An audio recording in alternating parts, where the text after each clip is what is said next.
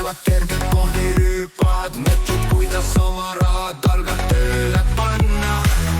Pole vaja saali ette vormi viia, investeerimine on see, mis rahakotti kasvatab.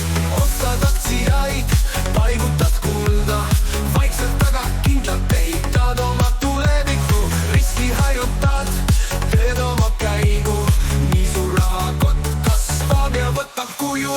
Investeering, see on rahakotti triining, paned väikese summa, aga saad suure säästu. Kõik need otsused targad ja kaalutud teevad su rahakoti tugevaks nagu rauast tehtud. Ei pea kartma kõikumisi ja tõuse, iga investeering on samm lähemale jõule. Oled strateeg, mitte niisama mängur, kas endas liigub, on samm suurema võimuni.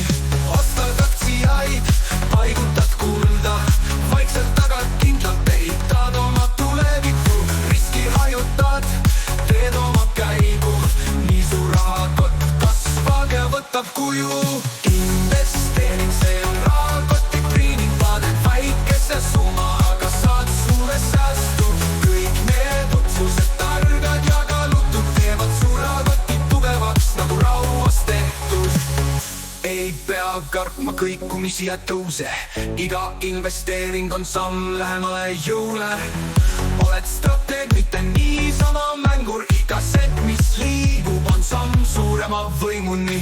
Ostad aktsiaid, paigutad kulda, vaikselt aga kindlalt ehitad oma tulevikku. Riski hajutad, teed oma käigu, nii su rahakott kasvab ja võtab kuju.